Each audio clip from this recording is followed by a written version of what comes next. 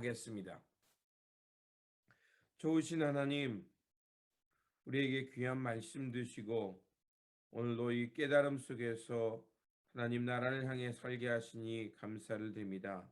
주님, 우리에게 귀한 말씀 주셨사오니 잘 깨닫고 하나님 나라의 삶을 살아가며 하나님께서 내려주시는 복을 누리며 살아가는 그런 인생 되게 하여 주시옵소서. 그래서 아버지 하나님, 후회가 적은 인생, 일찍 깨닫고 하나님이 주시는 평안과 복음 속에서, 복음의 기쁨 속에서 천국의 삶을 살아내는 우리의 삶의 자리가 되게 하여 주시옵소서. 우리 구주 예수 그리스도의 이름으로 기도드립니다. 아멘. 오늘 우리에게 주신 말씀은 스가랴 14장입니다. 본문 읽기는 14장 1절에서 11절입니다. 여호와의 날이 이르리라. 그날에 내 재물이 약탈되어 내 가운데에서 나오리라.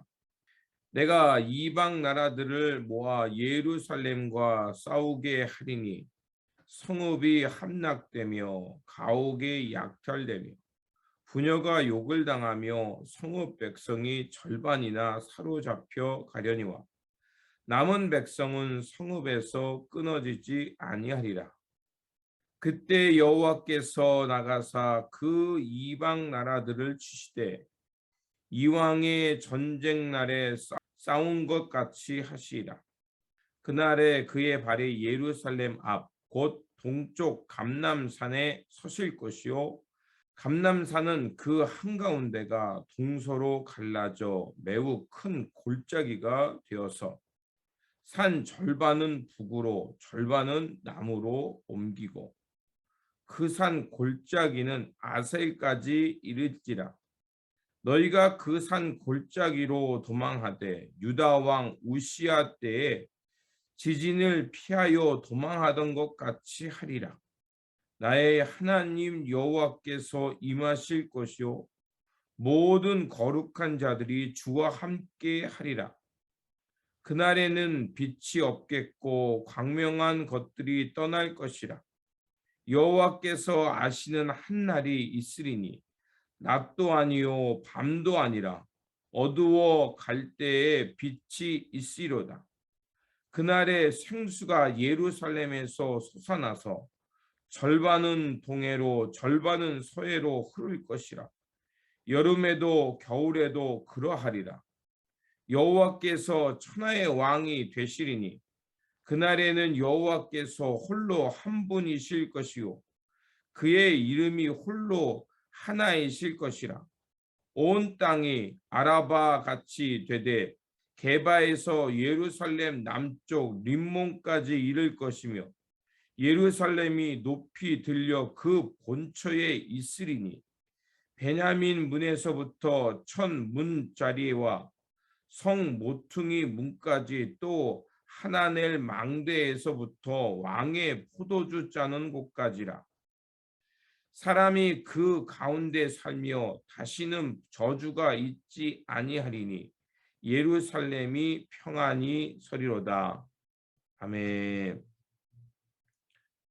오늘 본문 말씀은 여호와의 날이 온 땅에 임함으로 이제 마침내 하나님 나라가 완성이 돼서 평화가 그 땅 가운데 임할 것이라고 스가랴 선지자가 전하는 말씀입니다. 그날 즉 여호와의 날이 오면 예루살렘을 치러 온 모든 적국들이 이제 파멸하게 될 것이라고 하십니다. 그리고 하나님께서 이스라엘 백성들을 위해서 싸우시고 그 이방 나라들은 이제 멸망당하게 됩니다. 예루살렘은 큰 시련을 겪은 후에 비로소 하나님의 구원과 평화를 얻게 됩니다. 또한 예루살렘은 다시는 망하지 않고 하나님의 백성들이 그곳에서 살아가게 되고 하나님이 돌보심 속에서 안전, 평화, 그 평화가 지속되는 세상이 됩니다. 전쟁을 치러왔던 이들, 이제 그 예루살렘을 약탈하고 예루살렘을 파괴했던 그들, 그리고 그 땅의 점령자가 돼서 군림하는 그들은 마침내 하나님의 통치 속에서 쫓겨나게 되고요. 그리고 이제 그들이 다시 이스라엘 백성들을 찾아와서 하나님이 너희들과 함께 있으니까 평화의 조약을 맺자라고 하면서 이제 여호와께 참된 예배를 드리며 평화의 세상을 이루어 간다고 말을 한 것입니다. 그래서 오늘 본문 16절에 보면요, 읽진 않았지만 예루살렘을 치러 왔던 열국 중에 남은 자가 해마다 올라와서 그 왕 만군의 여호와께 숭배하며 초막절을 지킬 것이다 라고 이렇게 말합니다. 초막절을 지킨다는 것은 광야의 생활을 기억하는 겁니다. 그러니까 과거의 구원의 역사를 기억하는 거예요. 광야의 구원의 약속을 기억한다는 얘기는 지금 세상이 삶이 평안 가운데 하나님의 돌보심 가운데 있는 거예요.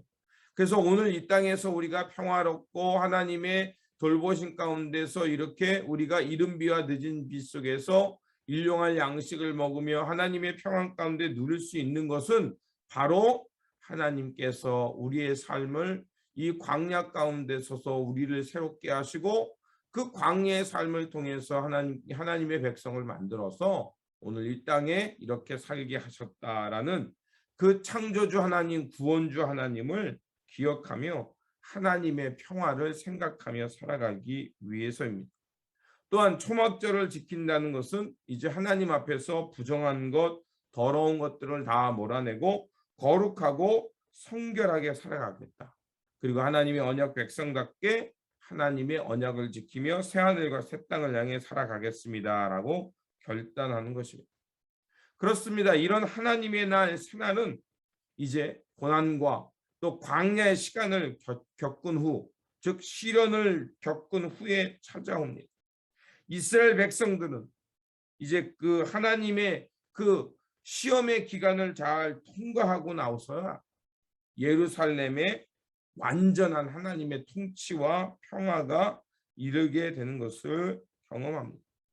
그래서 시련이라는 것은 우리에게요 양면성이 있습니다. 시련을 겪을 때는 견디기가 참 어렵고 힘듭니다. 하나님이 멀리만 계신 것 같습니다. 그런데 시련을 다 겪고 나고 되면 우리의 어떻습니까? 하나님에 대해서 깊이 이해하는 사람이 되고요. 그리고 하나님의 뜻이 이런 곳에 있었구나라고 깨닫고 우리의 삶의 자리, 오늘 이 땅에 누리고 있는 것들을 거저가 아닌 하나님의 돌보심과 은혜를 깨닫고 살아가게 됩니다. 이처럼 이 시련이라는 것에, 고난이라는 것의 양면성이 우리에게 있습니다.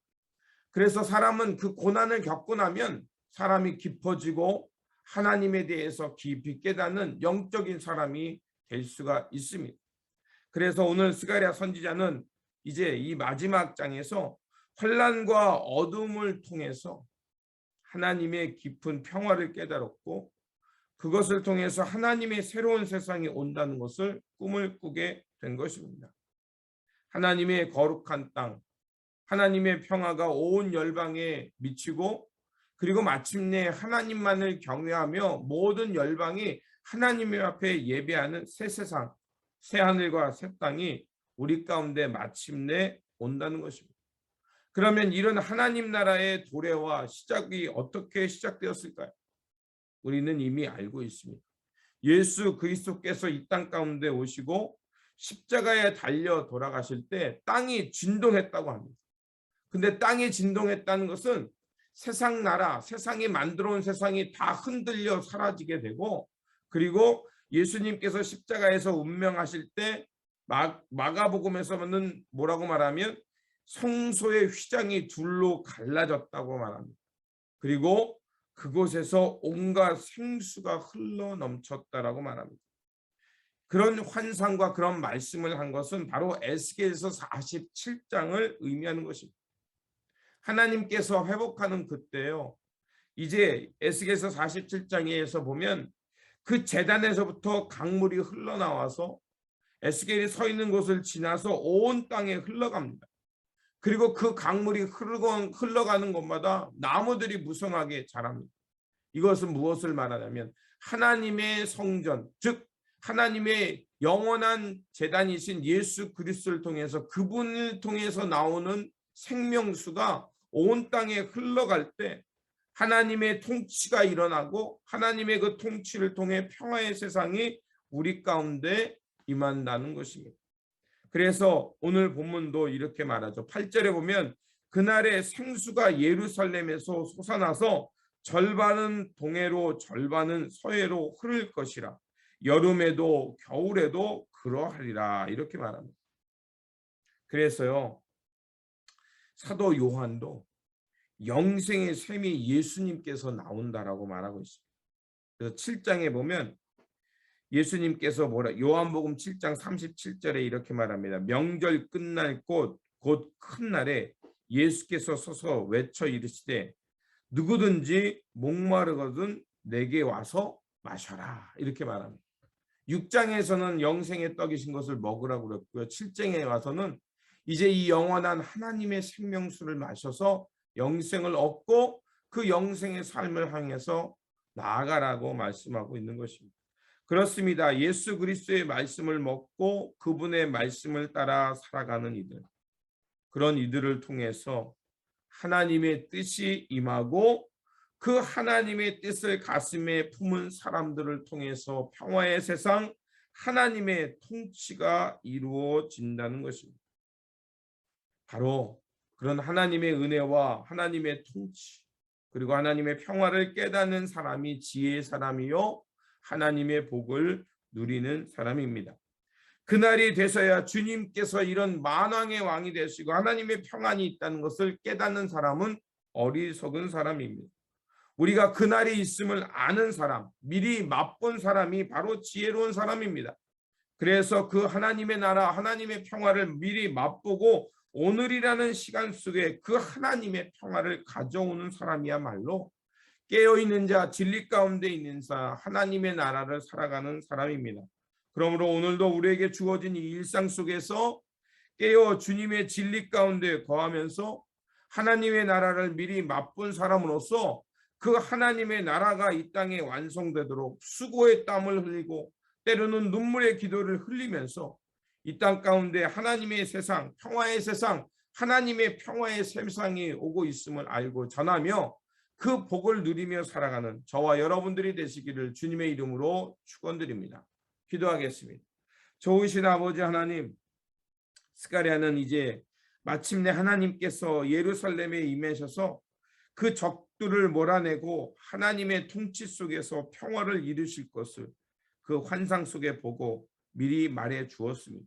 하나님, 그 스가랴가 보았던 그 환상이 이제 예수 그리스도께서 이 땅에 오심으로 이제 하나님의 나라가 시작되는 것을 경험하게 하셨고 예수 그리스도께서 그 십자가의 죽으심으로 영원한 대제사장과 영원한 희생물이 되어 주심으로 이제 마침내 하나님의 평화의 세상이 열렸습니다. 이제 그 예수 그리스도를 통해서 영생의 물 생명수가 온 땅에 흘러가고 있사오니 아버지 하나님, 그 생명수를 마시면서 우리가 하나님의 평안과 통치 속에서 하나님께서 이루어 가실 새날을 향해 살아가는 그 역사의 주인공들 되게 하여 주시옵소서.